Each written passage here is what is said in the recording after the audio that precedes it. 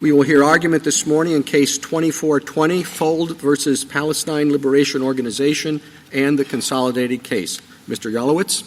Mr. Chief Justice, and may it please the Court, the United States can take many actions in response to terror activity abroad by the PLO and the PA that kills American citizens. The government could, for example, prosecute them under our criminal laws, and they admit doing so would not violate any due process rights. They contend, however, that bringing a civil action crosses a red line, is unconstitutional under the Due Process Clause. That is incorrect. The federal government's sphere of sovereignty is sufficiently broad that it follows American citizens wherever in the world they might travel. The government could, for example, simply ban terror payments to terrorists who have killed Americans, and concomitantly could establish federal jurisdiction when that ban is violated. Here, the government took a smaller step of providing that if the PLO and the PA make post-enactment payments to terrorists or engage in post-enactment U.S. activities, that will be deemed a submission to the jurisdiction of federal courts in a narrow class of cases closely related to terrorism. The statute gave the defendants fair warning. Their conduct was knowing and voluntary. The statute reasonably advances legitimate government interests in the context of our federal system. The judgment of the court should be reversed. I welcome the court's questions. If we analyze this under the Fifth Amendment, what limitations would the Fifth Amendment provide for personal jurisdiction? First of all, the Fifth Amendment requires fair notice and opportunity to be heard, which the defendants had. In addition, it protects persons against arbitrary government action. Here, the statute reasonably advances a legitimate government interest and within the context of the federal government's power. How would that differ from analyzing it under the 14th Amendment? Under the 14th Amendment, there is a territorial limitation on each state. The states, because they're bounded by each other within the context of our federal system, at least the court has ceded horizontal federalism in the 14th Amendment, and so that limitation would exist. When you say horizontal limitation, what do you mean? And exactly how would the 14th Amendment apply, and how would that differ from the application of the Fifth Amendment? So we don't think that the 14th Amendment would apply at all here. However, if the test were the same under the 14th and the Fifth Amendments, the court would have to look at the interests of the federal government in the same way that it looks at the interests of the state governments. Because the state governments are bounded by limitations that the other faces, that California can't infringe the sovereignty of Ohio, for example. The federal government doesn't suffer from that limitation. The federal government's powers are more expansive. Well, there have been many courts that think that just as in the 14th Amendment, we look to see whether a defendant has minimum contacts with a particular state. These courts say so, too. We should look to see whether a defendant has minimum contacts with the United States when it comes to the Fifth Amendment. Certainly, if Congress has not spoken, that would still be the rule under our proposed test. So, for example, in the Daimler case, there was no statute providing for federal jurisdiction. Minimum contacts would apply because the plaintiffs would have to travel under the 14th Amendment in the Alien Tort Statute. But where Congress has indicated the jurisdictional contacts that are relevant, due respect for Congress's judgment would provide for a more expansive view. Well, why is that? If the minimum contacts test is a constitutional test, why does what Congress says in a particular statute bonify that? Because the minimum contacts test grows out of 14th Amendment cases that provided for limitations on state governments. Those limitations do not apply to the federal government. The court has said that even in the Lochner era, when the court was imposing those kinds of limitations, the court said that those limitations don't apply when the federal government's powers are at issue. And I'm thinking of Bennett against the United States, Burnett against Brooks, Cook against Tate. Well, why would it be relevant even if Congress hadn't spoken? I mean, if they're really a feature of the interstate federalism, and that's their role under the 14th Amendment, why would we care about the minimum context analysis even in the absence of a statute where Congress tried to override it? So the court has said in the Omni case that there has to be a statutory basis for jurisdiction. And if there's no statutory basis for jurisdiction, then plaintiffs obtain jurisdiction by service under state law. So it would be that the 14th Amendment, so it's not, I guess maybe I misunderstood you. You're not saying that Congress would be overcoming some background principle that would otherwise be applicable to the jurisdiction of the United States. You're simply saying that there would be no statute authorizing service of process. Correct. In that hypothetical. Correct. But can I unpackage your argument? You're basically saying there is no due process protection whatsoever under the Fifth Amendment, even for U.S. citizens, because I don't know why it makes a difference that this is a foreigner or a U.S. citizen.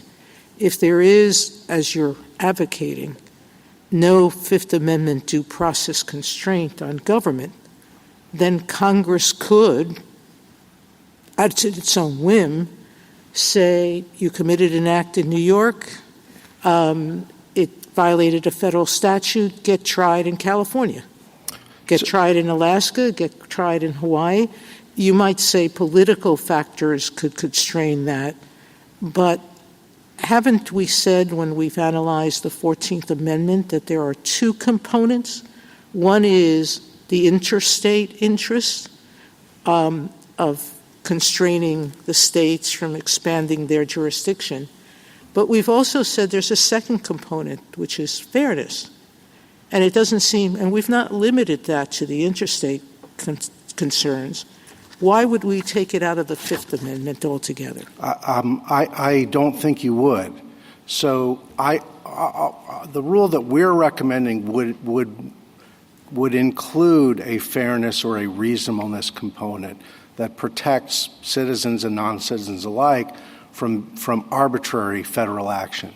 So, for example, if Congress passed a law that said if you enter Paris, France, you're subject to the jurisdiction of the district court in Paris, Texas, that would be an arbitrary government action that would violate the due process rights of anybody being tried under that statute.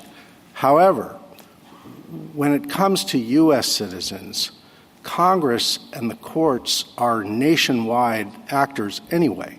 And so, for example— Yeah, but if I live in New York and I've never left New York, which is highly unlikely, but or I'm in Idaho or somewhere else on a farm and never left it, and all I did was something there that happened to violate a federal law, I might have a problem with being hailed to Hawaii or Alaska.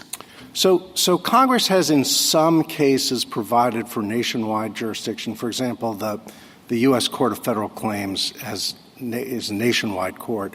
And what the courts have done as a practical matter and sensitive to the problems that individuals might have is the courts will go to them or by rule the courts have said, your trial subpoena will only be 100 miles from where you live. We're not advocating a rule that would eliminate a some sort of fairness requirement. Right. You're just saying that here it's met. Correct. And by fairness, are you talking about principles of individual liberty? I mean, I'm sort of focusing on the Insurance Corp of Ireland case and the idea that due process, not only in the 14th Amendment context, has this notion of principles of federalism and interstate sovereignty, but also the concern that Justice Sotomayor was picking up on about sort of a liberty interest in not being hailed into a court far away. And I would think that would apply even in the international context. Right. I think that I agree with that. I think that there's not a reasonableness problem in this case. Right. Nobody said, it's too difficult for us to go from 65th Street down to. No, I understand on the facts of this case, but to the extent that we are trying to assess what the Fifth Amendment requires in terms of personal jurisdiction, isn't there some idea, in addition to what the 14th Amendment says about federalism, which you say doesn't apply in the Fifth Amendment context, is there still some notion of a personal jurisdiction limitation in the Fifth Amendment that is rooted in these principles of liberty? I think so. Yes. We're not advocating for a complete removal of any protections that an individual might have because it's traveling under the Fifth Amendment. What we're saying is these very tight territorial limits that we've seen in the 14th Amendment cases have no place in an analysis dealing with a federal statute. So what, again, do you think is the Fifth Amendment test? Sure. So we would say that the statute has to provide fair warning and that it has to reasonably advance a legitimate government interest in the context of our federal system. What's an example of an illegitimate government interest that is unreasonably advanced? Well, I think that my Paris, Texas. What is it again? What is your Paris, Texas example again? Sure. If you drive a car in Paris, France, then you're subject to jurisdiction in district court in Paris, Texas. They're both called Paris, so I mean, you think could Congress say that if one American driving a car in France causes injury to another American driving a car in France, a suit may be brought in the United States? Well, that would be a more difficult case than ours because it's hard to see what the federal. No, I understand it's more difficult, right? Of course, but maybe we don't have to say what the Fifth Amendment test is. But you've offered a Fifth Amendment test, so I'm trying to understand what it means. It would be difficult to see what the federal interest is in regulating traffic laws or auto accidents. Providing compensation for Americans who are tortiously injured, no matter where the tort occurs. Sure, and I think that Congress has very broad foreign commerce powers, and obviously, if Congress legislated to the limit, then that would be a interesting and difficult case. Mr. Yalowitz, I'm struggling to see any of this in your brief. I had understood your argument in your brief to say that under the Fifth Amendment, due process just requires service, a judge, and an opportunity to be heard. And now you're saying there's some sort of balancing test or reasonableness requirement, and I just didn't see that in your brief. I saw hints of that in the government's, but not yours. So, I guess I'm asking this: where does this come from then? If I'm right that it's not in your brief, where do these requirements come from? So, we see three threads of due process jurisprudence from the founding. Service, as you say, a court, as you say, and then there's a debate among scholars about whether due process included a substantive component. Yeah, you say substantive due process precedents require no more than what I've just described. That's page 22 of your brief. Right. So now I'm hearing a slightly different version of your argument. I would say that For those members of the court who believe that there is a I'm really not interested in your attempt to assemble 5 votes. I'm interested in your views on what the law is. Look, I think that a form of substantive due process has been a long tradition in the court and in this country, and we're not arguing in this case that an arbitrary statute would be constitutional. We think that. Well, one man's arbitrariness is another man's brilliance. I mean, no member of Congress who votes for something and the president signs thinks that what they're doing is arbitrary. I don't disagree with that. I understand the point you're making, and I don't disagree with it. Thank you, counsel. Justice Thomas, anything further? Justice Alito? All of our cases have spoken about, under the 14th Amendment, have put in a substantive due process component that's independent from the interstate question. That is the court's jurisprudence to date, correct. So all of our cases have spoken about some version of fairness. Right, and particularly given the foreign policy and national security issues in this case, I would think. No, I know you want to win, but that's no. But I would think. But Justice Gorsuch was saying that there is no substantive due process component to due process. There are those who have that view. We don't need that to win the case, particularly given the deference that the deferential standard of review that the court engages in a case involving national security and foreign policy. Thank you. Justice Kagan? And just so I understand your test, it's a non-arbitrariness test or it's a fundamental fairness test? What is it? Non-arbitrary. Is that different from a fundamental fairness test? I understand it better. I find fundamental fairness to be squishier. Squishier. But we have used that squishy concept when it comes to the 14th Amendment, yes? Indeed. And when it comes to the 14th Amendment, we've said that, along with federalism concerns that don't really play here, but that also fairness concerns lead to a minimum contacts test. So why wouldn't we say the same thing here? There's no reason not to say the same thing here. In this case, I think that the concerns that Justice Sotomayor were talking about having somebody without resources required to travel far and defend a case, those don't exist in this case. So to the extent fundamental fairness is worried about deeply unfairly burdening a defendant with the act of defending a case in a faraway locale, that is not a problem in this case. Okay. I mean, I guess I am a little bit, maybe I'm just not understanding the test, but I do want to understand it, so let me press you a little bit more. Sure. It's not a problem in this case because you think that there are minimum contacts here, so even if there were a minimum contacts test, it would be satisfied here? Is that what you're saying? No, that's not what we're saying. Well, let me back off of that a little bit. I think that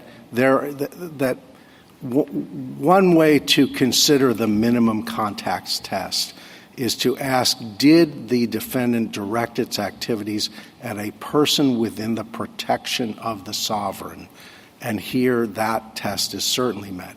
These defendants directed their activity at U.S. citizens who are within the protection of the United States. I don't think that would be usually the way that we would explain what minimum contacts was looking for. We would usually talk in terms of something like purposeful availment of the sovereign. So here that would be the entire United States, something like that. Well, that's true in a commercial case, but here we're talking about intentional torts. So the analysis is a little bit different with an intentional tort because you're not really availing yourself of anything by blowing up a bomb. But you're not taking issue of with, and I guess like Justice Gorsuch, I thought maybe something different from your brief. But as I understand it, you're not taking issue with some sort of substantive component, call it non-arbitrariness, call it fairness, and you're not really taking issue with a minimum contacts test as long as it's kind of your version of minimum contacts? That's fair.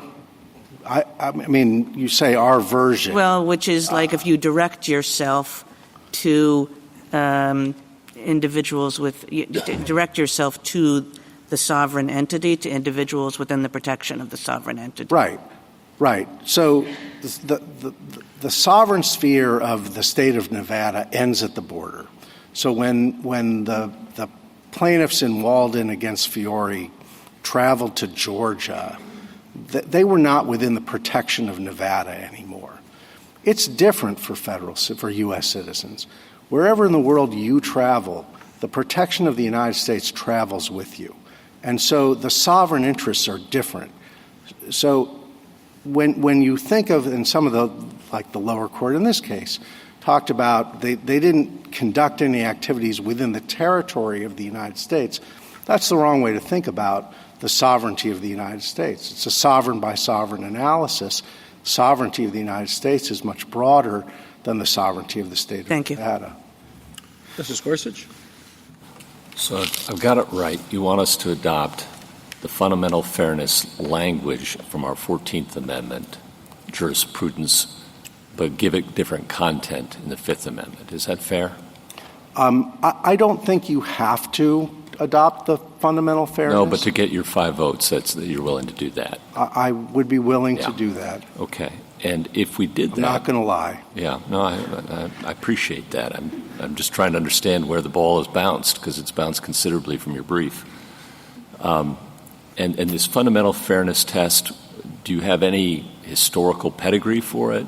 And because it's not what we do in the 14th Amendment, you've conceded that. So where does it come from? So, if I'm not just making it up. The fundamental fairness test comes from International Shoe. Okay, but that's the minimum contacts test that you were discussing with Justice Kagan, and you're saying no, it's got to apply very differently because it's the United States rather than a state.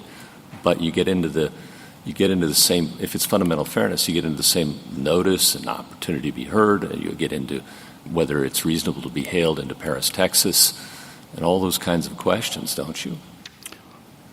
I think that if you adopt a substantive due process overlay, then that's where the law takes you. That's where the court's precedents take you. Do you have any basis in history for that? No. I think that if you go back to what the founders were doing, what this court was doing in the early years, you don't have any... I mean, back then it was, yes, there's international law of nations. Correct. But Congress can defease that when it chooses. That was the law. Correct. Very clearly, there were jurisdictional limitations that the courts applied. They came from the general law of nations. They did not come from the Constitution. But, Justice Story said if Congress says otherwise, we have to follow that. And correct. Then it becomes a political question between international sovereigns. And not just Justice Story. Sure. He famously said it. Right. It's all over the cases. Yeah. Okay. Now, let's say we have to apply our minimum contacts test, because you've kind of taken us there a bit, or at least close to it. I'm wondering, I understand, there's A and B in the statute here. Right? And A had to do with the payments abroad. Right. B had to do with maintaining an office here. I get the analogy that B is sort of like, a little bit like, what we would do in the 14th Amendment context. You maintain an office in a particular jurisdiction, you're kind of opening yourself up to all manner of suits. But A is purely extraterritorial behavior. And I'm wondering, is B enough for you in this case? Do you need anything more than B to bring this suit? We don't need more than B, but Congress gave us both. I understand that. But if the court were to say, and follow your lead today and say, well, something like fundamental fairness and minimum contacts. Let's just say we did a straight-up 14th Amendment analysis under our existing precedent and said B is a lot like having an office in a particular jurisdiction. Is that enough for you? Is that enough of a victory for you to pursue this suit? That would be a suboptimal solution for us. Because in candor, because the defendants have contested whether they have come within B, they don't contest that they've come within A. Yeah, and the case is old enough to go to law school. Well, they say I appreciate that. As I understand it, they say with respect to B, they're maintaining their offices extra legally, and that therefore should make a difference. If this court were to say that doesn't make a difference, that they're maintaining offices here through the grace of executive non-enforcement, that's enough to open them to jurisdiction. Is that enough for the suit to proceed? If the court were to apply the statute Yes. and say the record is sufficient, if this court were to say the record is sufficient to conclude that the activities set out in the record are within the text of the statute, which is unambiguous, then that's enough for us. And so there'd be no need to opine on what limits may or may not exist under the Fifth Amendment. We could simply say under our 14th Amendment jurisprudence analogy, it's enough. Correct. And that would satisfy you. If the court, I want to be very if clear. We applied B. Right. I want to be very clear because I want to be clear too. Yeah, we've had a very long journey. I do appreciate that. So, and a remand back to the panel for further application of that's not what I'm not asking about for us. But if we were to say B applies, you're good to go. The Congress has made it an either or. Yeah. Okay. Right. Thank you. All right. Justice Kavanaugh? I understood your argument in the brief to be arguing in the alternative. That's correct. And to have what I would say a broader argument that Congress, there are no limits on Congress, constitutional limits other than service of process, et cetera, but there's no extra personal jurisdictional limits on Congress. And then that you were arguing, even if that were rejected or even if that's not correct, we have a second argument that even under the 14th Amendment precedents, you still win. That's correct. Okay. And you're not giving up that first argument? Absolutely not. Okay, just making sure. Okay. And then what role does international law play? Any? Congress can override that, I assume, to be your position, but I just want to make sure I have that nailed down. Right. So if Congress hasn't spoken or hasn't spoken clearly, then international law, would there be a presumption of compliance with international law? In this case, there's no conflict between what Congress has done and international law, but Congress is free to override international law. Thank you. Justice Barrett? So I want to describe one way to understand your argument, and I'd like you to tell me if this is one way to understand your argument.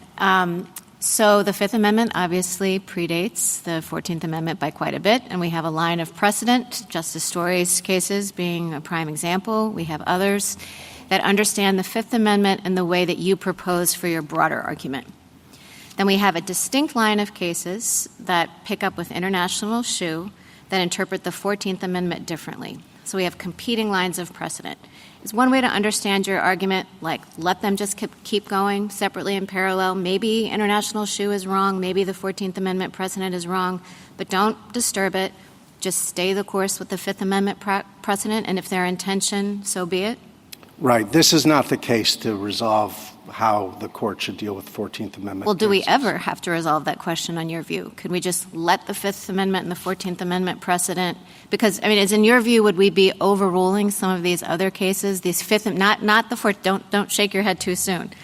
If we treated the Fifth Amendment as having the minimum context type requirement, would we have to be, if we treated the Fifth Amendment that way, would we be essentially overruling some of the 19th century cases that take the Justice Story view? That's an interesting question. So I think that I think it wouldn't be overruling those cases to say that the sovereign power of the government is sufficient to protect Americans abroad.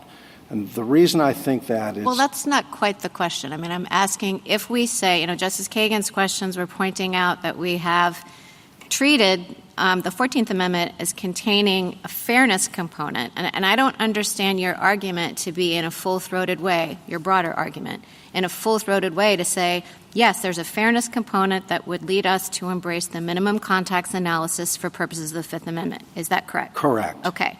So if that is your argument, you are arguing for the Fifth Amendment to be interpreted differently from the 14th, correct? Correct. If we say, no, the 14th Amendment analysis, not the interstate federalism prong, but the minimum contacts prong, the fairness prong, applies in the Fifth Amendment context, is it your view that we would be overruling cases from the 19th century in, say, the Justice Story line, or at least rendering a decision that would be in some tension with those cases, which took a different view of the Fifth Amendment? I think that a decision to that effect would be in tension with those cases.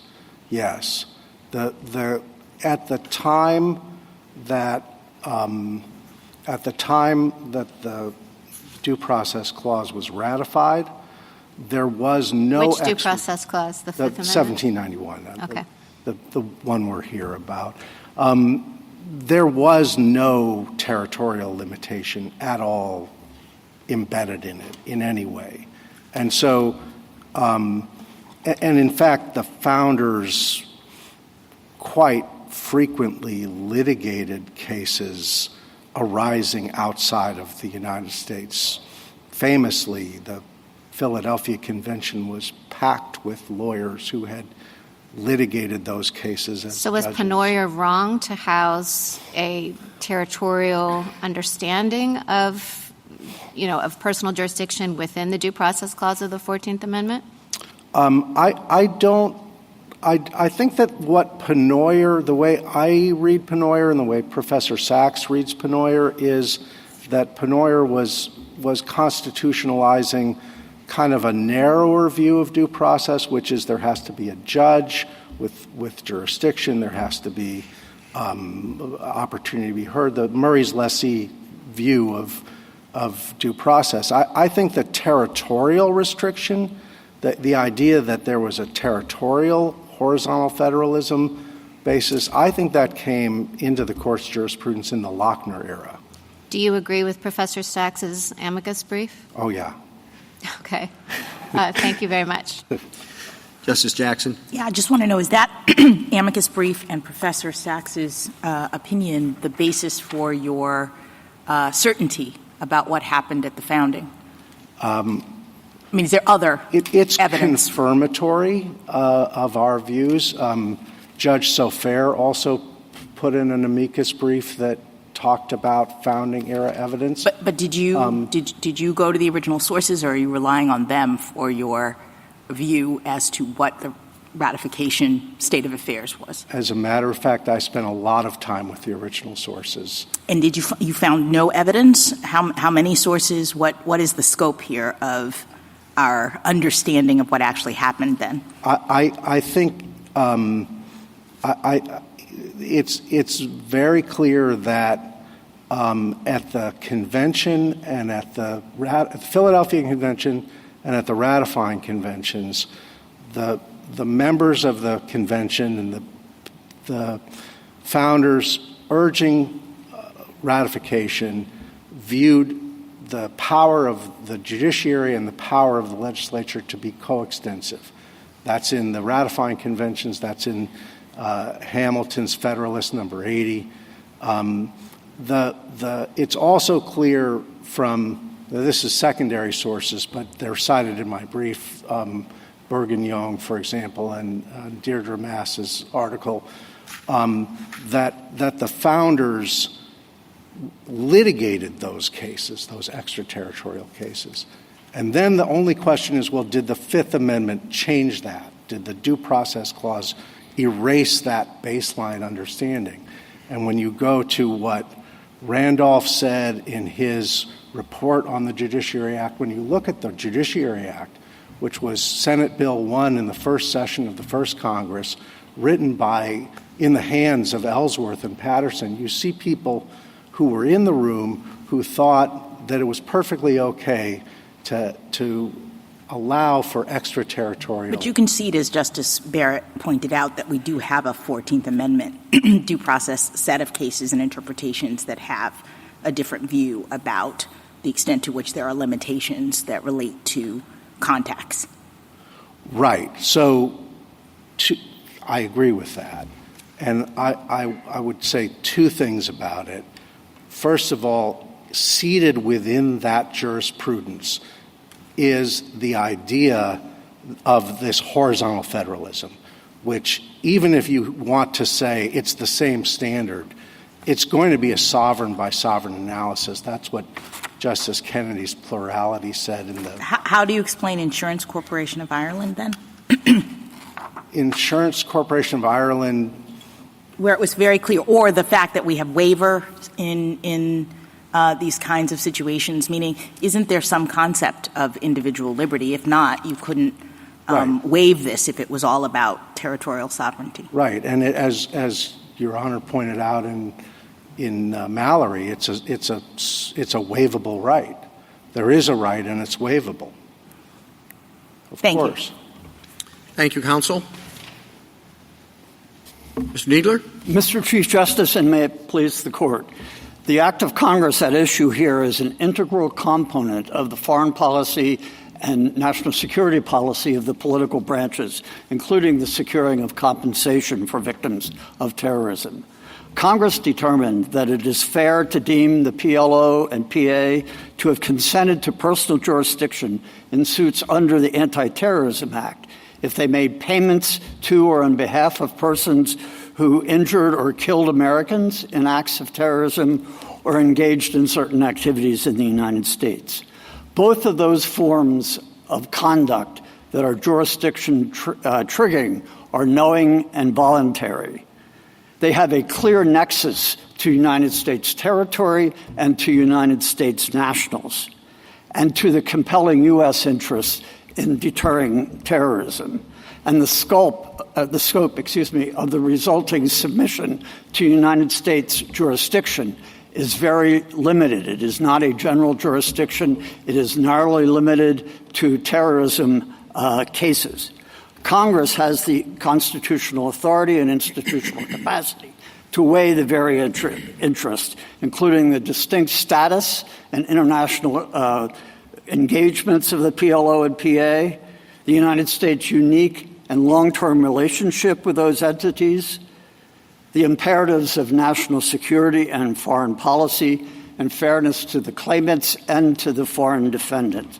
Congress' judgment on these issues, as in all issues of national security and foreign policy, are entitled to great deference. The Act providing for jurisdiction here is eminently fair and does not deprive respondents of due process. This Court should sustain the statute. I welcome the Court's questions. Mr. Kneedler, just to take a step back, do the PLO and the Palestinian Authority have constitutional rights?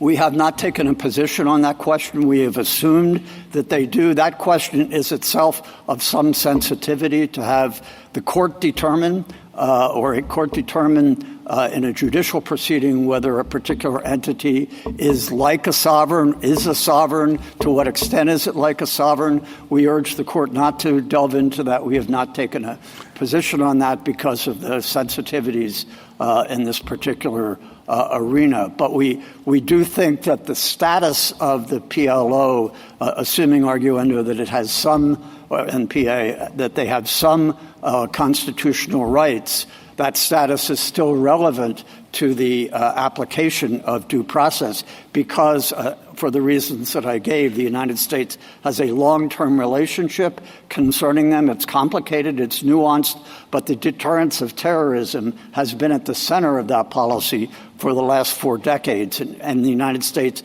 has taken consistent efforts to dissuade the PLO and the PA from supporting terrorism. Didn't the Justice Department take a different position in the 1980s that PLO did not have constitutional rights? Well, you say a different position. We're not taking a position here, but in those cases, well, it's different from the non-position. Those cases were not about due process with respect to being held into U.S. courts. They were First Amendment cases, by and large, that had to do with the permissibility of the United States closing the Palestine Information Office or limiting the expressive conduct of those entities in the United States. And we think in those situations, the United States surely has the authority to expel the PLO, to close an information office, to close any office for that matter, and to limit what they may engage in the United States. I think that the due process question of being deemed to be have submitted to the courts of the United States may present a different question. Counsel, you articulated your jurisdictional approach in the terms of the particular facts of this case. I mean, could you articulate it more generally, how it would apply? In other words, you focus on the facts, and that's perfectly appropriate. But if we were to articulate the general test and how it would apply, how would you articulate it? Well, I think there are maybe different circumstances. This case the statute here is worded in terms of consent to jurisdiction where the PA and PLO are deemed to have consented to or to submit themselves to the jurisdiction of the United States courts. In that circumstance, we have proposed a test that depends on whether the conduct that is jurisdiction triggering is knowing and voluntary, and whether the resulting submission to jurisdiction is fair and not exorbitant. The dissenting opinion from rehearing en banc in the Court of Appeals also said that there should be a nexus between the United States and the conduct involved. I think the nexus. I'm sorry, but if you're not relying on consent, then you have perhaps a different analysis? Well, it sounds like it's a grab bag. I mean, you as far as I can tell, it's got to be fair. It can't be exorbitant. There has to be a nexus. I mean, that's a bunch of words. I mean, could you be a little more precise about what exactly we should be looking for? Or well, what I was describing went to the question of consent, and we were building on the consent theory that came from this court's decision in Mallory and other cases under the 14th Amendment, where the conduct has to be voluntary and I think some element of fairness or nexus to the jurisdiction. So in that part of what I was saying, in that part of our argument, we are saying that the circumstances here can be analyzed under the 14th Amendment standards. It's obviously not the 14th Amendment itself, and the United States is different from states. But with respect to consent, the factors that I have identified, and this statute is written in terms of consent, would be relevant to consent. If you're not talking about a situation of consent, then you get into something that's more parallel to international shoe. I do want to make an important point here, though, in response to Mr. Kneedler, though, I'm sorry. Are you asking us to apply the 14th Amendment standards, or are you saying the Fifth Amendment is different? We do believe the Fifth Amendment is different, but even if the Fifth Amendment, as Justice Barrett was pointing out, was historically understood to assume the law of nations, general law applies, but Congress can reject that. Yes. And when it does, this court has to follow it. That was the historical rule in the Fifth Amendment, as I understand it, unless I'm mistaken. Well, that was the understanding, certainly, that Justice Story expressed that. I don't think any of those cases and the were Charming Betsy and a whole bunch of others, right? Right. With respect to sovereign immunity or other aspects of jurisdiction, yes.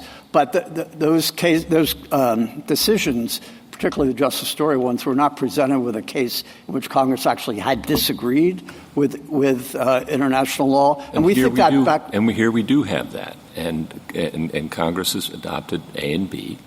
And is there any – and you talk about the importance of the sensitivity of foreign relations, and that this court is not well positioned to do that, and the political branches are.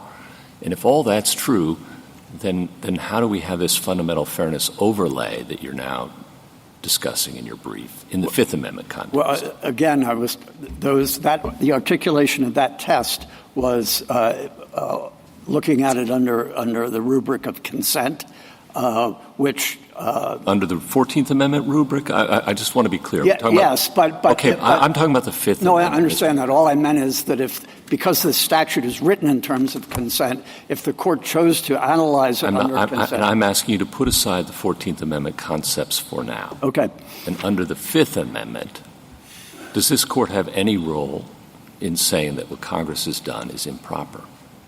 I don't think it has a role here. I'm reluctant to say that there is no role because one could imagine any sort of act of Congress. I think. Yes, and that's the tension I see in your argument. On the one hand, you say historically the Fifth Amendment was understood to mean we respect what Congress does in this area. And you started off, your introduction was all about how we owe deference to the political branches in this area. But it seems at the same time you want a safety valve for this court to overrule some instances in which Congress does speak and defies international. No, all I'm saying is that the court doesn't have to go there, and we think it would be prudent for the court to wait for an act of Congress because it takes an act of Congress to provide for personal jurisdiction other than following the rules of the state. Well, I think it'd be prudent for the court to look at the particular act of Congress involved, what the rationale for that statute was, and see whether it would comport with due process. Last question. I'm sorry, I'm almost done. If we were just to analyze this under the 14th Amendment precedents, same question I asked your friend earlier. B, I kind of understand you have an office. Okay, and I get the Mallory analogy. I do. I understand that. Whether it works is another thing. But A is a little bit different. It's purely extraterritorial behavior. And that's a little harder to square in my mind with our 14th Amendment jurisprudence. Do we need to decide A? Is it enough to say this case survives under B, even applying our 14th Amendment? Well, we agree with the plaintiffs that it would be prudent for the court to address both. But do we need to? I mean, if there's jurisdiction under B, do we need to say there's also? Well, with respect to the activities, the lower courts have not decided whether the activities that are alleged would be protected or not protected. So there would be yet a further remand. And we think the payments, and I do want to address, I think, a premise of your question, because the payments occur outside of the United States, there can't be minimum contacts with the United States. But this is a place where we think the Fifth Amendment would differ. Okay, that answers my question, if you say it's different than the 14th, so we need to do something different. I'm sorry, Justice Kagan. No. That was helpful. I hear you, Mr. Kneedler, as being reluctant to go to a place where you say that anything Congress says goes. I mean, obviously, you're saying here what Congress said goes, but you're reluctant to say anything. May I continue? Sure. Anything Congress says goes. There are constitutional constraints. And is that because there would be foreign policy implications that would result from an extremely broad congressional assertion of jurisdiction over foreign nationals? There could well be. I mean, I think that would be one of the reasons. And Congress proceeded cautiously here and tried a number of ways to provide for these suits. It could, but one can imagine, especially in these days, if you subjected someone around the globe to general jurisdiction in U.S. courts, the court might be troubled by that. And this is far from that. The court might be troubled. I'm really asking whether the Solicitor General representing the United States is troubled by that. I could understand an argument which would say that if Congress does something that really stretches very far and wide, it could have foreign policy consequences. It could encourage other nations to retaliate and treat U.S. citizens in the same way, that sort of thing, where the United States might be, you tell me if you are, but might be reluctant to have a court rule that says anything Congress says goes in this area. Yeah, there could well be problems with other countries' reactions to that. and retaliation, perhaps. I do want to complete the thought, if I could, about why the Fifth Amendment would be different. So you want a narrower rule than sort of anything Congress says goes? We would be pleased with a rule that is broader than what we've urged here, but we think it would also be useful to proceed incrementally. The court wouldn't have to confine it to these precise circumstances, which are compelling. But the point I wanted to make, which I think could be part of the test if you're not looking at consent, is that I don't think minimum contacts would be the right way to look at it. It would be, I think, at most a nexus of some sort to the United States, which is what Judge Manasseh in his dissenting opinion in the Court of Appeals said. And here you have a nexus. It doesn't have to be territorial context because, as plaintiff's counsel pointed out, the United States has sovereign authority to extend laws and judicial jurisdiction beyond the borders of the United States. Here, the conduct abroad plainly has a nexus to the United States. The payments prong concerns acts of terrorism that injure United States persons abroad. Thank you, Mr. Kneedler. It might help me get a handle on the positions of the respective parties if you could tell me in what significant respects the position of the United States differs from that of petitioner. I don't think the position really. Not as to the judgment, the analytic approach. I think the analytical approach that I've described is entirely consistent with what plaintiffs have argued. They are making a broader argument sort of categorically and affirmatively at this time. We have not, which is not to say that we may not embrace that at a later time, but we think that that's an issue that this court should decide on the basis of full briefing and analysis in a situation where it might really matter. But here we think this fits comfortably into even 14th Amendment principles, but certainly the Fifth Amendment principles with respect to Congress's ability in this area to provide for jurisdiction. Thank you. Justice Thomas? Mr. Kneedler, the Chamber of Commerce amicus brief indicates that the Justice Department has had a consistent view that these organizations did not have constitutional rights. Do you think the brief is accurate? And if it is accurate, is this now a change of positions?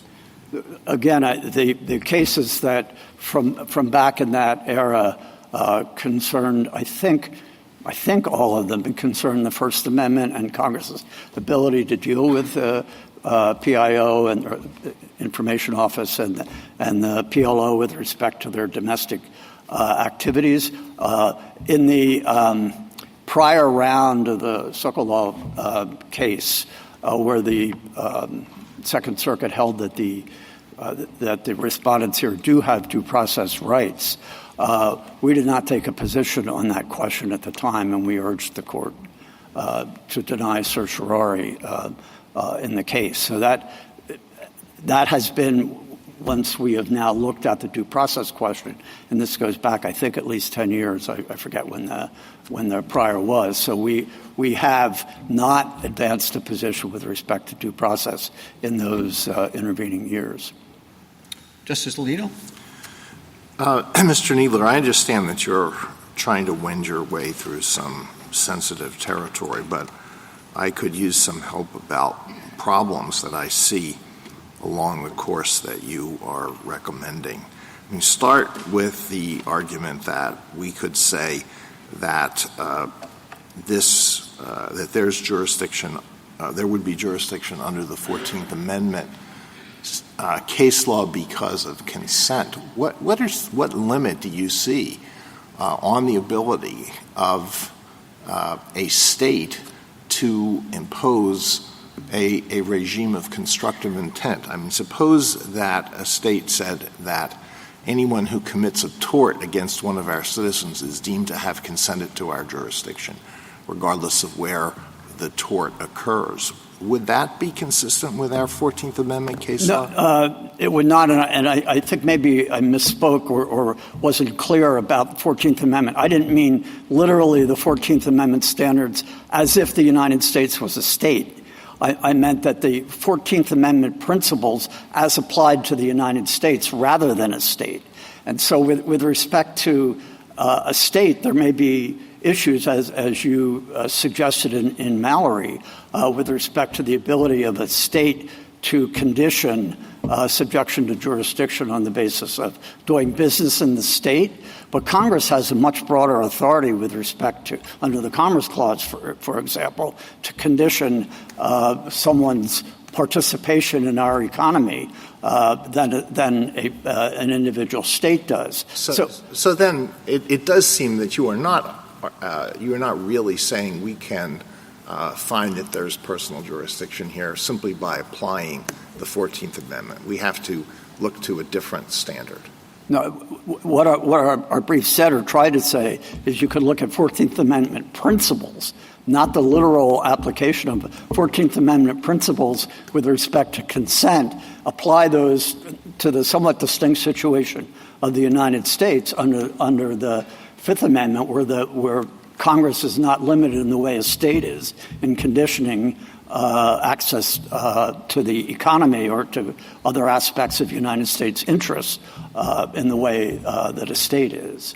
And then on the question whether it would be enough, whether there would be personal jurisdiction because the PLO has an office in the United States. That's not that is a factual issue, isn't it? That has not been resolved by the lower courts. So we would have to do that in the first instance.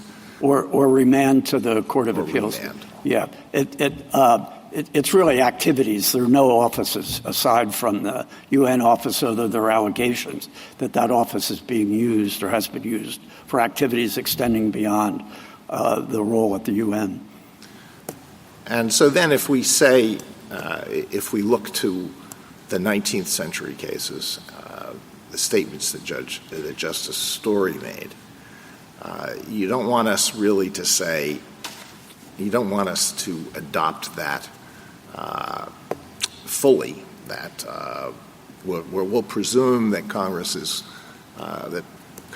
is respecting international law, but if it says it's not, if it's authorizing jurisdiction where that would be contrary to principles of international law, that's fine. You really don't want us to say anything goes. But if we don't say anything goes, then we have to say what doesn't go. Or we have to explain why this would meet, why the facts here would meet whatever standard is required. How do we do that? You don't want us to say anything goes, but that means we have to say what the test is, and then what is the test? Well, you said we don't want you to say, I mean, we are not disagreeing with the basic proposition that Congress has broad authority in this area. Well, let me just rephrase it. At one point you said I thought you just said a few minutes ago you'd be pleased with a decision that says Congress can do whatever it wants. But I understood your argument to mean that you really you really don't want that. I did not mean to say that, okay. and I think that the question of how far Congress's powers go could, as Justice Kagan pointed out, the farther it goes may create other problems for us. No, I appreciate that. But how can we, if we don't say Justice Story was right, end of case, then we have to say that there is some standard that has to be met, and then we would have to explain why this case does or does not meet that standard, right? So then we have to say what the test is. And that gets more difficult. Yeah, well, again, there may not be one test. We laid out a test for consent. There may be probably would be a different test where consent is not the basis of the jurisdiction, but something akin to minimum contacts, which I think would be a nexus to the United States. Because the United States has interests abroad, if those interests are affected, like U.S. citizens or terrorism or other actions of the United States in the Middle East, if whatever's being done has a nexus to that would be a sufficient basis for the exercise. Okay, well, just to wrap up, you want on consent, you want us to say there's consent here, even though there might not be consent or there would not be consent if the state tried to do something analogous and had to meet the 14th Amendment? There may well not be, because this is conduct, the payments prong is conduct occurring outside the United States. So if minimum contacts is thought of in terms of a territorial connection, we don't think that that applies to the United States. Thank you. Justice Sotomayor? Let's go back a moment to your response to Justice Gorsuch. Justice Story did not have a case in front of him involve establishing personal jurisdiction over a person who had no connection to the United States whatsoever. Correct? Right, yes. That was not at issue there. It's interesting that he and other commentators spent so much time making these broad statements when Congress consistently, that's what Professor Sack pointed to, for over 100 years, pretty much stayed within international shoes limitations, no? In all the acts that it created. Well, it created nationwide service of process or even worldwide service of process, like under the antitrust laws. It has proceeded, but has regulated some things outside the United States that affect absolutely, its interests. But the absolute statement, it never did. No, it's never gone to that extent. It's always okay. Now, going back to your concession, I think, to Justice Alito, don't think that this fits within our minimum contacts theory of the 14th Amendment. So go with me. If I can't see this as consistent with the 14th Amendment, then those circuits who have said that the 14th and the 15th, like the 2nd, are identical are wrong. The Second Circuit was wrong in that assumption. We think it was clearly wrong. All right, so now we go to Justice Alito's point, which is if the Fifth Amendment is different, your colleague, Petitioner's Counsel, argued somewhat what you ended up with in your response to Justice Alito, which is that Congress the Fifth Amendment has some sort of limitation because there has to be some nexus to a federal interest, correct? Well, I think the court can assume that. Again, if Congress passes a statute... We can't assume it if we're going to apply it to this case. No, I think the court could assume that there's a nexus requirement. If Congress passes a statute where there isn't one, then there will be time enough to decide whether that's So that's I guess valid. the opinion, the way we would write it is to say we don't have to reach the question whether Congress has the constitutional power to submit to our jurisdiction something without a federal interest, but this federal interest is enough. I think that would be sufficient. It may also, another different context may be if it's a U.S. citizen as opposed to somebody outside the United States. Right. Now let's go to another part of this question, which is the office or lack thereof. I understood that the provision at issue here, B, as opposed to A, which is the payment prong, but the B prong, do they have to have an office or could they just be present here at all? Meaning, I thought any activity, whether it was I think Justice Gorsuch got to this at one point, B could be read, whether they have UN immunity or not is irrelevant. The U.S. could choose, if it wanted, couldn't it, to say we won't respect UN immunity with respect to this person, correct? And first of all, there's no personal immunity here. The UN agreement provides for access to the UN by observers like the PLO and PA. But nothing says that the U.S. has to give them that activity of having access. The headquarters agreement does, but Congress. I mean, the United States acceded to that. So it acceded to that, but it didn't have to. Yes. Well, and we don't want to suggest that the No, United so States might if we said draw away something from- like what Justice Gorsuch said, which is the fact that they're here for whatever reason is enough of a connection to the U.S.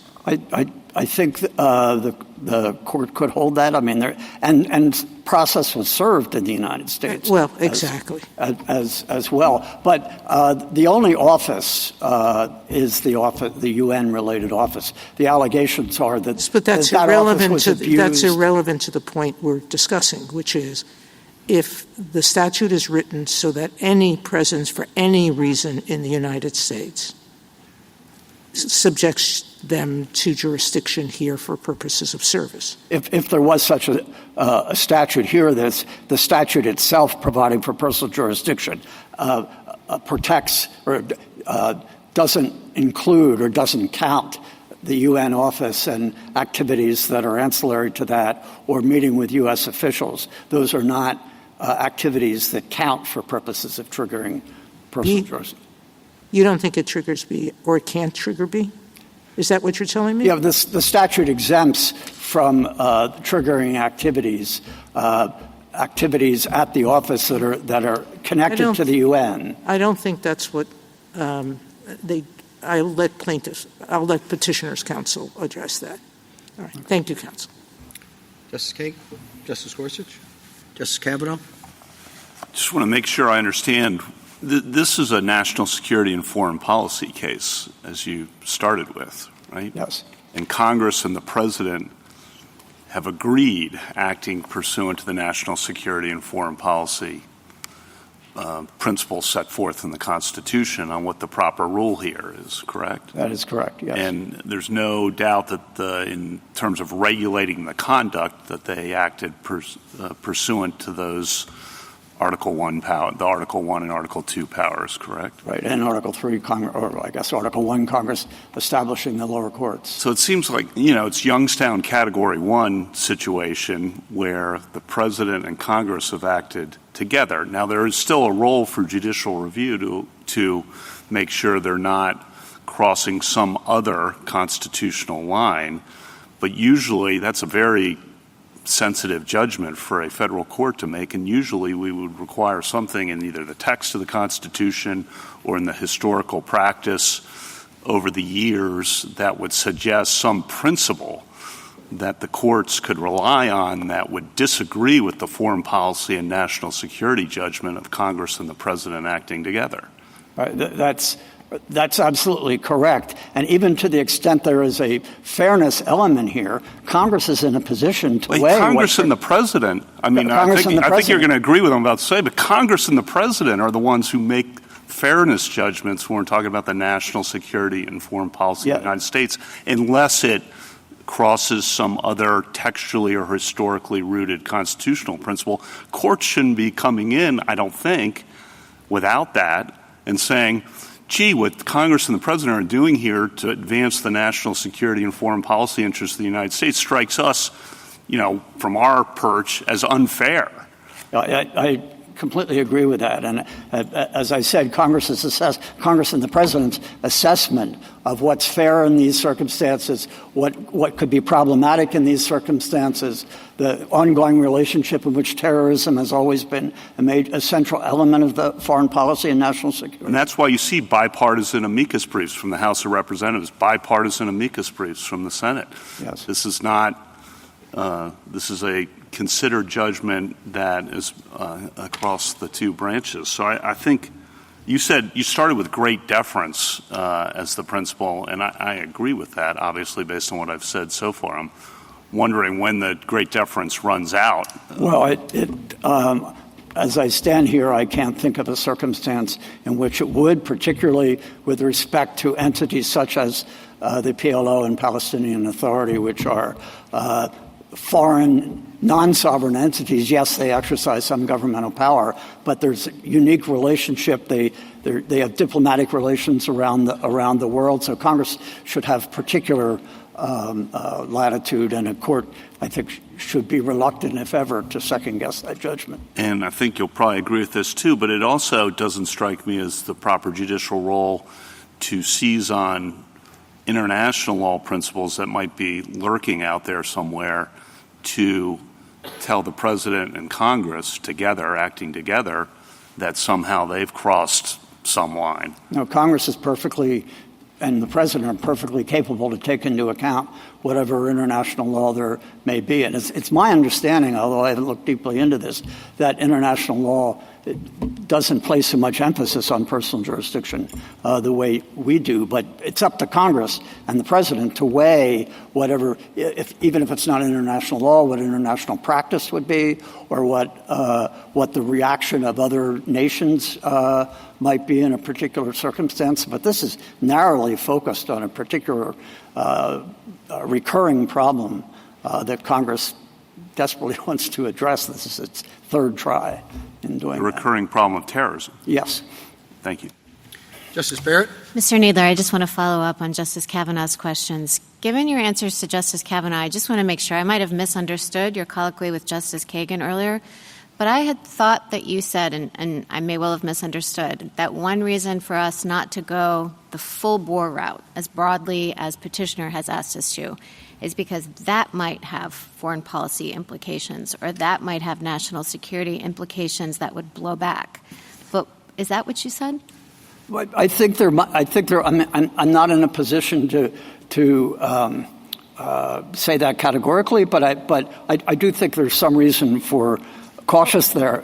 Why? I mean, as you just told Justice Kavanaugh, these judgments about foreign policy considerations are for Congress and the president to make. So if at some point in the future Congress and the president passed a statute that went farther than this one on personal jurisdiction, why would what we do be a foreign policy? I mean, wouldn't we defer to president and Congress then? I guess I'm just struggling to see what the foreign policy concern is with our taking the broad view. Well, but if you announce a categorical view here in a situation which it is not, when the court wouldn't be required to do so, it's that statement that like even if it's true, like the government, like you've said that you're okay with that rule, you think we should just not say it. So even if it's true, or even if it's the accurate interpretation of the Fifth Amendment, you're saying, shh. No, I don't think I didn't mean to say we're okay with that. I think we would want to examine questions of fairness to see whether that should be an element or not, or whether Congress, in fact, has plenary power. And it may well be that the court, if a situation actually confronted it, that the court would conclude that, or that we might submit that. I can't say we wouldn't, but I think it's important, particularly given the parallel development of the 14th Amendment, not to dismiss that out of hand in a case that doesn't require that analysis. Also, there could be other situations in which Congress would provide for personal jurisdiction, like in the commercial sphere, which would not present as starkly the questions of national security and foreign policy, although there would obviously be some foreign policy concerns about extending jurisdiction. But the circumstances might be different. Justice Jackson? So can I go back to your colloquy with Justice Gorsuch? I didn't read your brief as conceding that historically the Fifth Amendment imposed no limits. In fact, on page 47, you say that theory is not easily confirmed as a historical matter, and there's nothing in your brief that seems to embrace the proposition that as a historical matter, there were no limits on Congress's ability to do this sort of thing. So I just want to give you an opportunity to clarify what the position of the United States is related to Justice Gorsuch's point about whether what the history shows. Yeah, but we are not making that affirmative argument, and if we were going to make that argument, we would want to present a full argument on it. Either way, and fully addressing. But to the Chief Justice's point, this then creates some daylight between you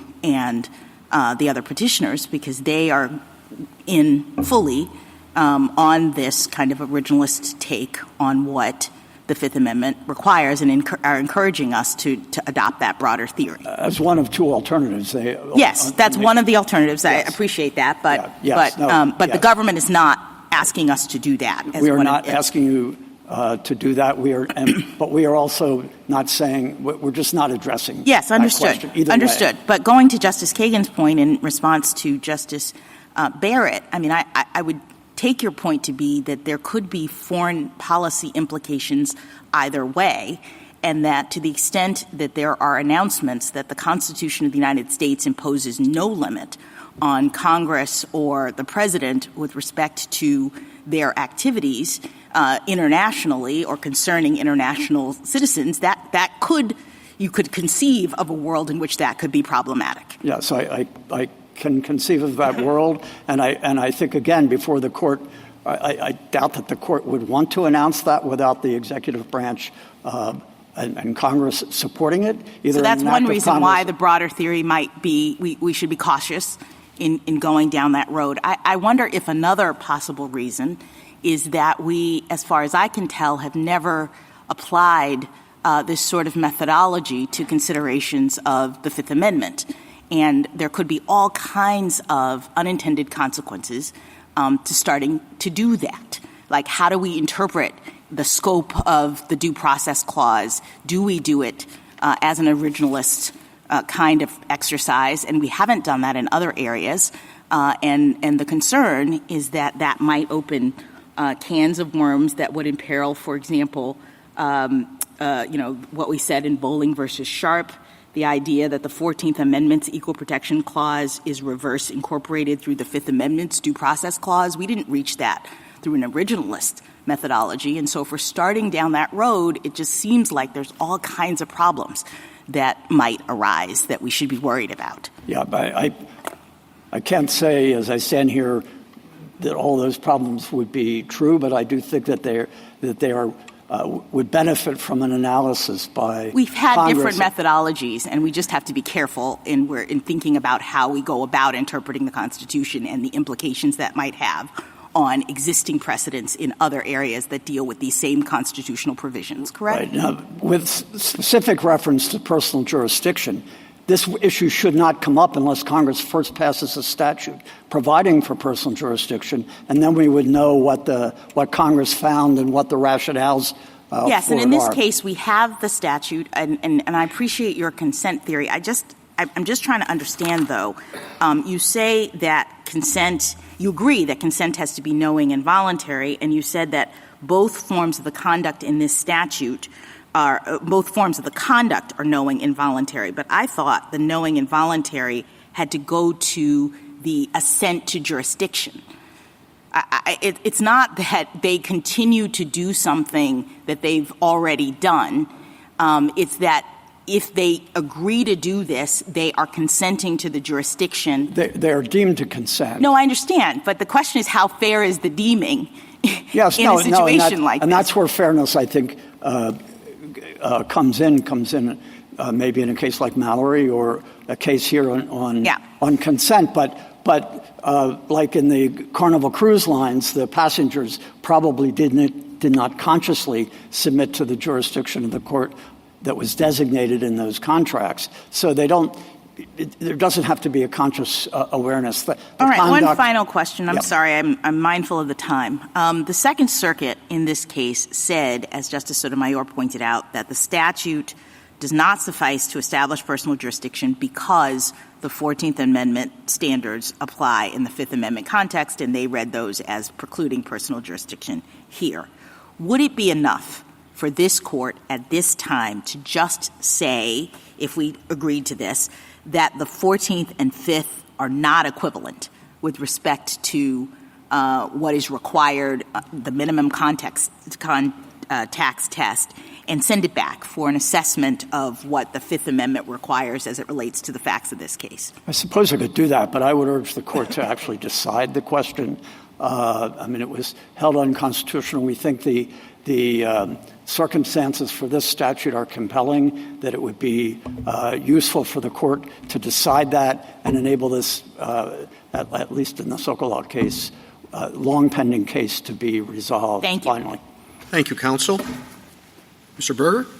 Mr. Chief Justice, and may it please the Court, the PSJVTA purports to be a constructive consent statute, but it fails the due process test for constructive consent to jurisdiction established in Bauxite. Bauxite requires that the defendant's actions support a presumption of legal submission to the jurisdiction of the court, but as alleged here, the defendant's actions do not support a presumption of submission to the court's jurisdiction. Among other things, the D.C. Circuit and the Second Circuit previously held that the same types of PA and PLO conduct are constitutionally insufficient to support jurisdiction over them. Continuing to engage in jurisdictionally insufficient conduct is the exact opposite of submitting to the court's jurisdiction. And there is no limiting principle if Congress can change that equation and say conclusively what conduct shows submission under the Bauxite due process standard. That would entirely collapse the distinction between prescriptive and adjudicative jurisdiction in all federal question cases. Bauxite also holds that jurisdiction cannot be imposed as mere punishment, as it is here when the alleged actions of the defendants do not support submission. The PSJVTA also fails due process under Mallory. Mallory, of course, upheld a reciprocal exchange by which Pennsylvania permitted access to its markets in return for submission to the state court's jurisdiction. Applied here, the Mallory question is, does the United States permit the PA or PLO to do anything on condition that they submit to federal court jurisdiction? And the answer is no, three ways. First, the PSJVTA itself doesn't permit any conduct at all. Second, the statute gives no notice that its deemed consent condition attaches to any permission granted elsewhere. And third, the United States has never identified any permission granted elsewhere to which the deemed consent condition attaches. And also to address the questions of several of your honors, Mallory and Bauxite tell us that federalism plays no role in consent jurisdiction. As a result, Bauxite and Mallory apply equally here under the Fifth and the 14th Amendments and support the Court of Appeals decision. I welcome the Court's questions.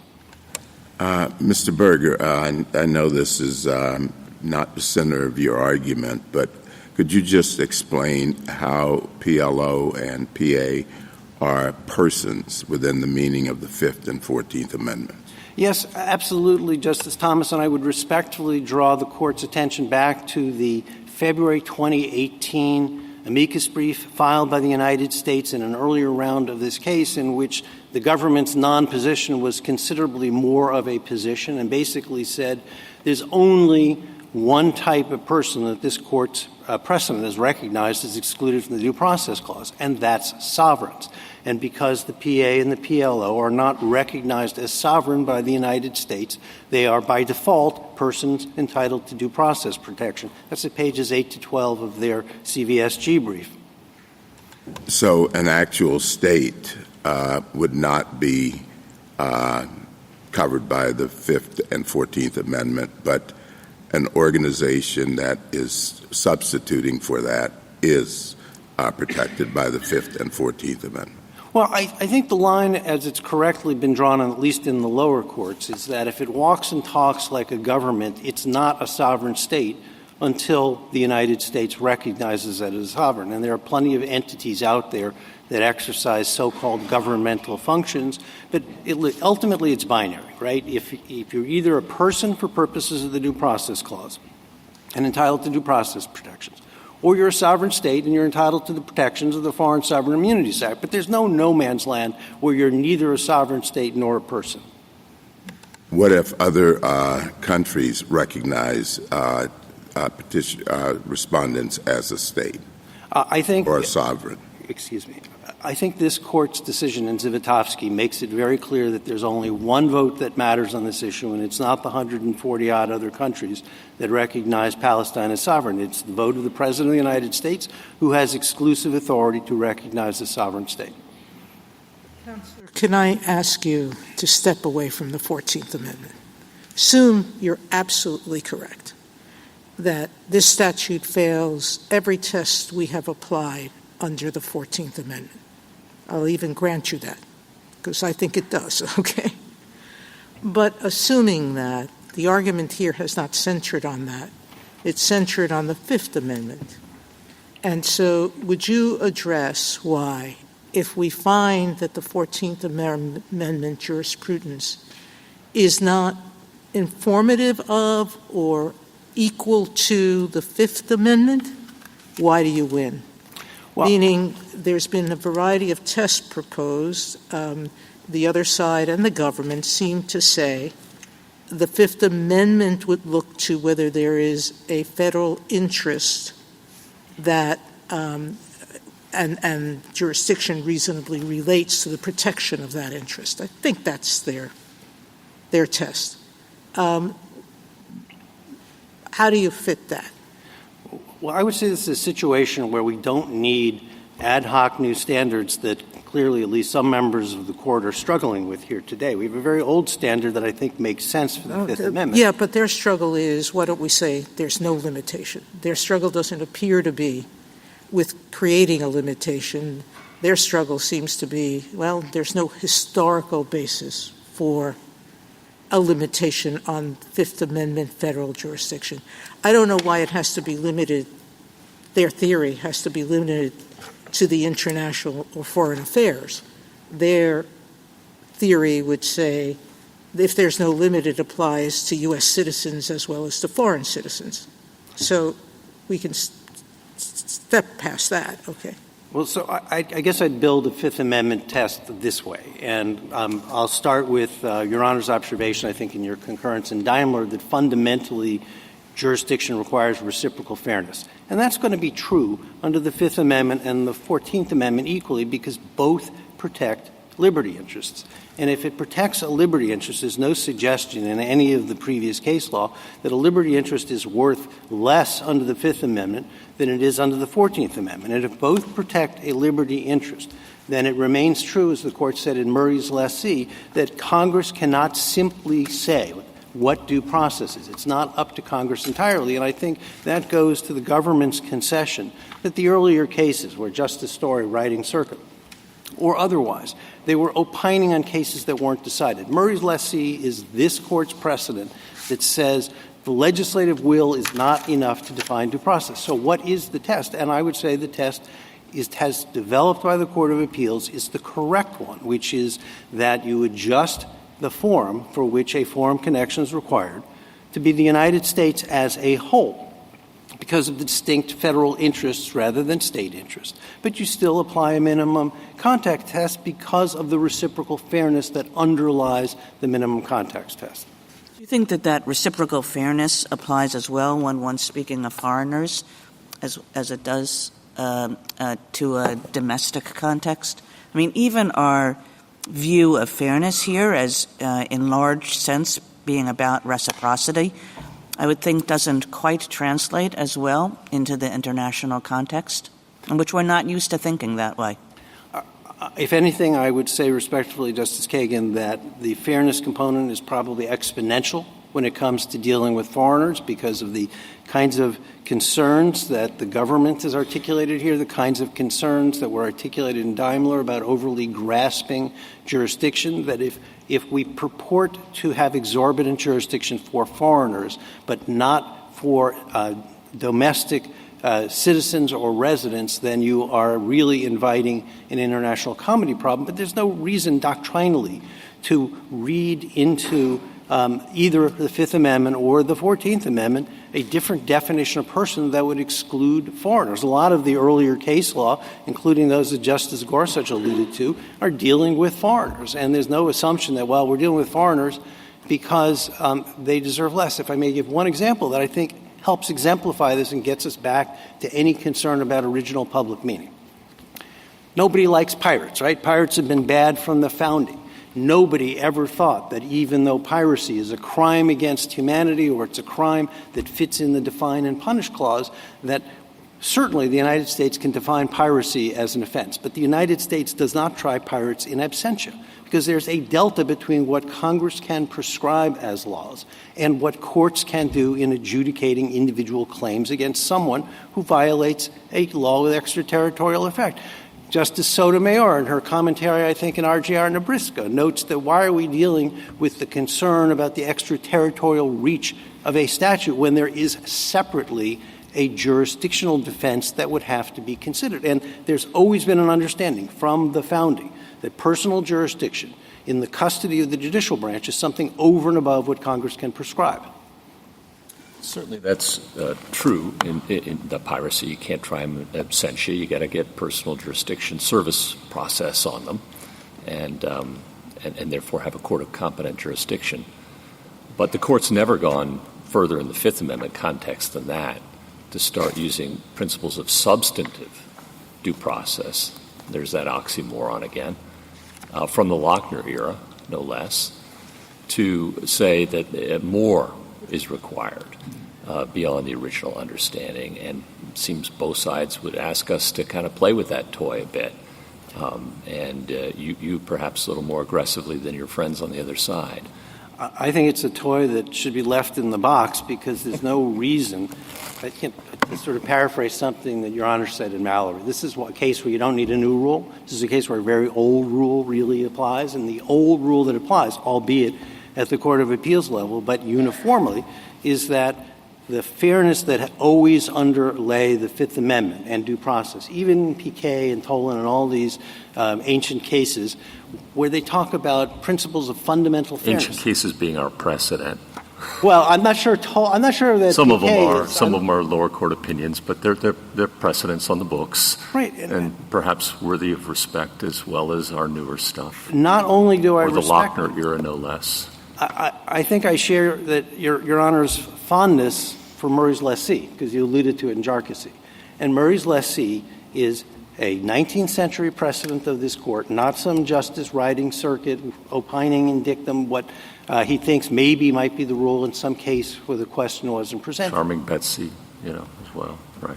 Right, but Murray's lessee says, as plain as you like, that the legislative will alone cannot define what Fifth Amendment due process is. No one disputes that. But right. The question is, if you're going to start adding things onto it beyond what was originally understood and exists in our precedent for a long time, that's quite a toy. And as Justice Kavanaugh pointed out, you're going to be second-guessing the executive branch and the Congress and the political judgments they've made about what does and doesn't interfere with international affairs. I don't think that's true for at least two reasons, if I may. And one is that there's a huge open question in this case, right, about what activity. If you're focusing only on the activity prong, as Your Honor had alluded in some earlier questions, then the question is not what does due process allow. You don't have to reach that question because, as the government conceded, the statute contains a large number of exclusions where essentially whatever sovereign power Congress had and the President signed off on, they've laid down arms. They said, okay, we're not going to count for jurisdiction. UN activity, meetings with the U.S. government, and ancillary activities. Well, ancillary is a huge undefined term, and we don't know what that means. And the reason we know that means that there's not at the moment unanimity between the legislature and the executive is the government's opening brief cites two Office of Legal Counsel opinions dealing precisely with the Palestinian government, one in 2018, one in 22. They are a rich font of guidance, I think, in this area of what is the interest of the United States. Counsel, can I interrupt and ask a question? So even under the 14th Amendment, we do look back at historical practice, and I'm thinking of tag jurisdiction, for example. So for purposes of the Fifth Amendment, would tag jurisdiction be okay in the context of a foreign defendant?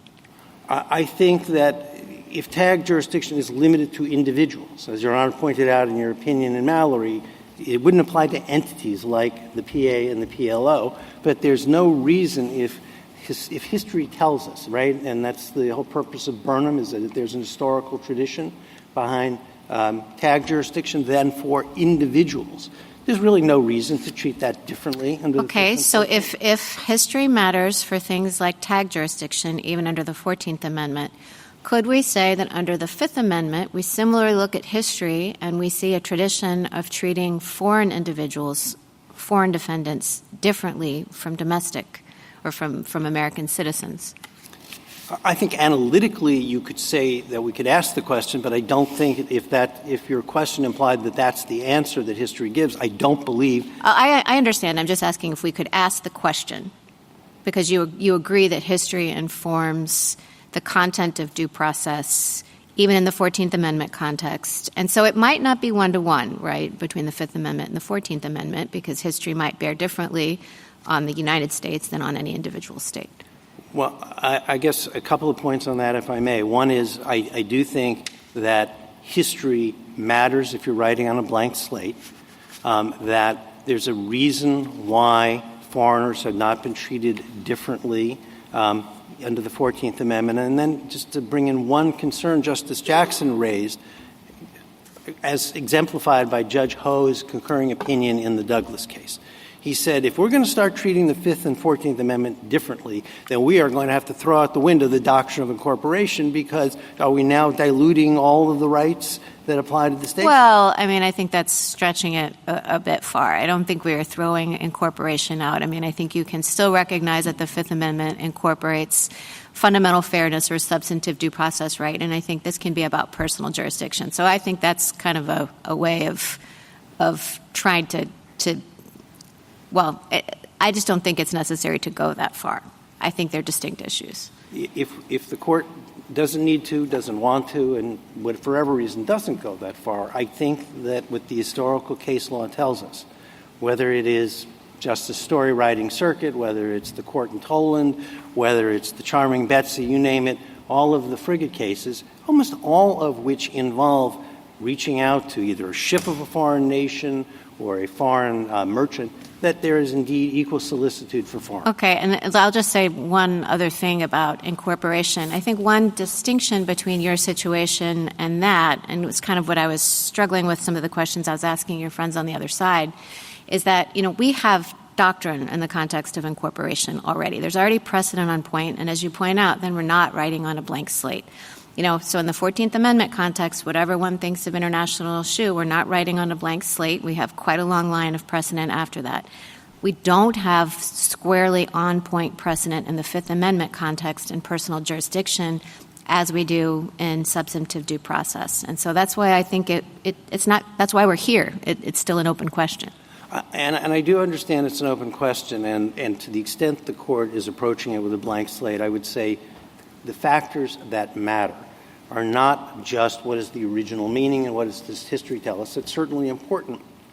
But if jurisdiction is supposed to mean anything, it is supposed to provide predictable, reliable rules known in advance. And I believe it was Justice Thomas who alluded to the Chamber of Commerce amicus brief here, which once it gets past the point of debating whether or not we're persons entitled to due process, lays out all the reliability concerns that says you're going to have to throw out 4 decades of 14th Amendment due process jurisprudence as understood to apply in federal question cases if you decide the Fifth Amendment provides differential protection from the 14th. And that is, given that a core function of jurisdiction is to provide predictable rules in advance, exemplified here by the fact that the PA and the PLO genuinely don't know when you read the statute, when you're under the activities prong, what is it that implicates the activities prong?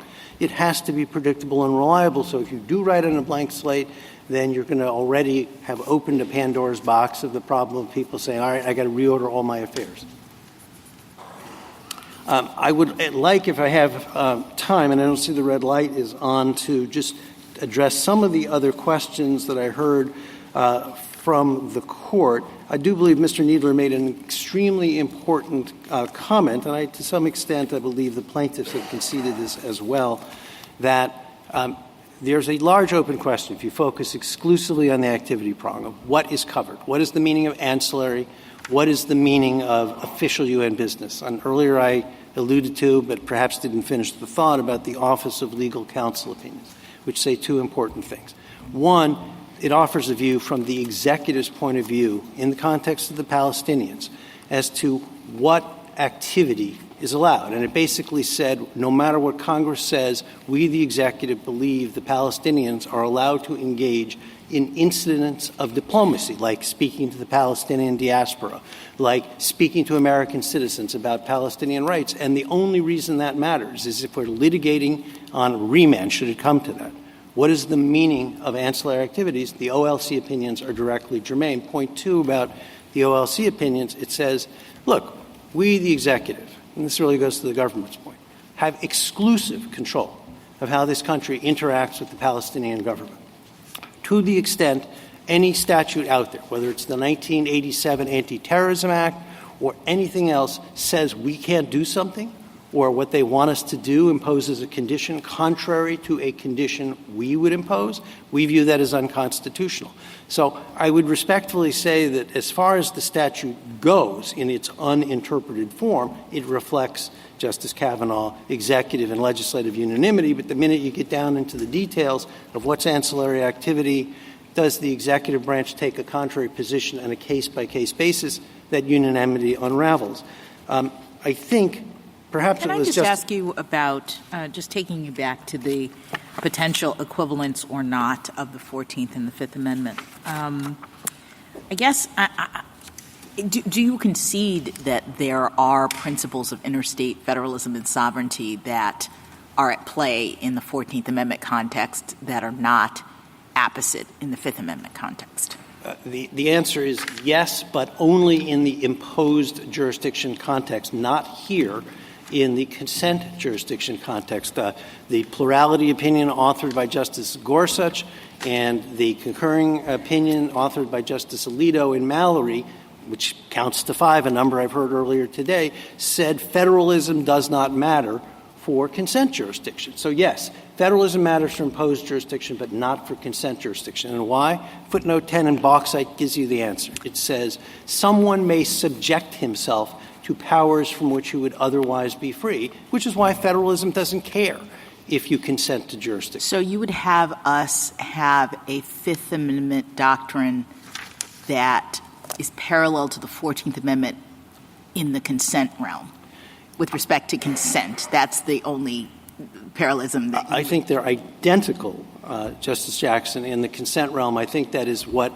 5 members of this court said in Mallory, that due process federalism concerns do not arise in consent jurisdiction. And so then you win why? If we agree with you on that consent is the same in the two areas, then you say to the extent that this statute was one that imposed or deemed consent, then we're in that realm and you win because? Because of the test, and I don't think the court needs a new test for consent jurisdiction, which is the Bauxite tells us the defendant's actions must support a presumption of legal submission to the jurisdiction of the court. And our argument below was neither prong of the PSJVTA as applied in this case reflects submission. Payments made overseas outside of the antecedent sovereign authority of the United States. Right? The United States can't say to Palestine, do or don't make that payment. That is not submission to a U.S. forum, and indeed that's what the Court of Appeals said. And as applied in this case, where our contention, unresolved in the Courts of Appeals, has been, is that all of our conduct is UN-related conduct and has previously been held to be insufficient to support jurisdiction, and the United States acquiesced in the Southern District of New York decision in the 1980s in U.S. versus PLO that UN activity can't support jurisdiction. All of those mean that when we continue to be engaged in UN and ancillary activities, we haven't submitted to jurisdiction. No new standard is required, and for more than 40 years, the Bauxite submission standard, it hasn't turned the lower courts upside down. The courts know how to apply it. It's a facts and circumstances test, and the lower courts have been perfectly comfortable with Bauxite. And not only that, all 4 opinions of Mallory in this court cited the Bauxite submission standard. It's good law. It remains good law. It shows why we win. I will try to burn quickly through a couple of other points. I think Justice Gorsuch asked if we were operating an office extra-legally. I think Mr. Needler very helpfully gave the answer, which is there's no question of extra-legal. We can debate all day long whether what we're doing is legal or not. But the fact of the matter is the statute simply excludes it. So from a constitutional avoidance basis, you don't need to reach the due process question. If the statute says this conduct does not support jurisdiction, that's the end of the story. The fact that the U.S. activities prong remains unadjudicated, as I think both sets of petitioners' counsel acknowledged, our position is that this was an as-applied case that looked at various activity, but if there's an open question as to what the ancillary activities exclusion means, then that's a matter for remand, because as I've heard from time to time, this is a court of review and not first view, and so that's grist for the mill for the Court of Appeals.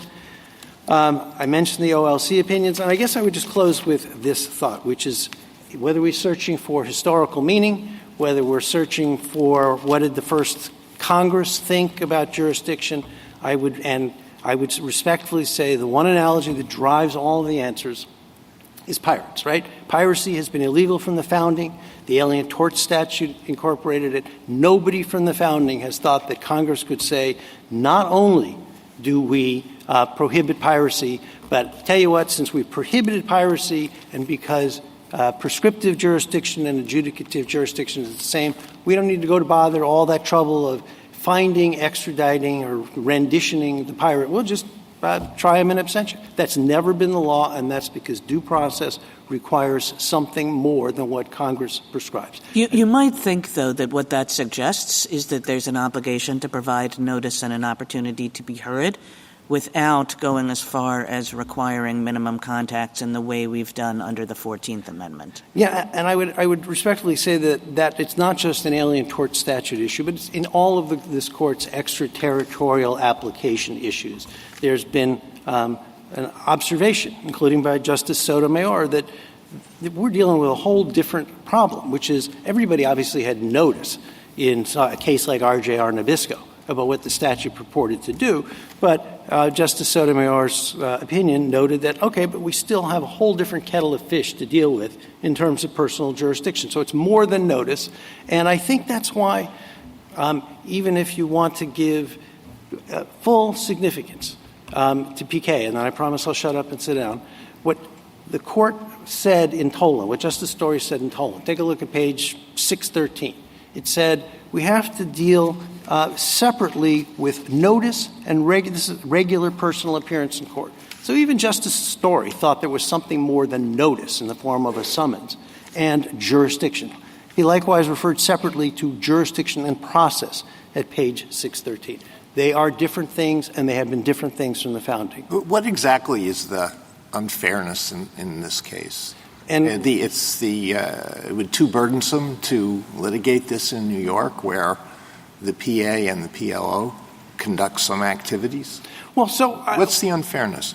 The unfairness, as we said, I think you'll see it at pages either 56 or 57 to 58 of our Second Circuit brief in Fuld, is the notion that we can be divested of a liberty interest for, and selectively at that, for being divested of a liberty interest for engaging in activity previously held constitutionally insufficient to support jurisdiction. And a second point, if I may, which is if you look at 14th... That doesn't sound like a personal jurisdiction argument. But anyway, go ahead.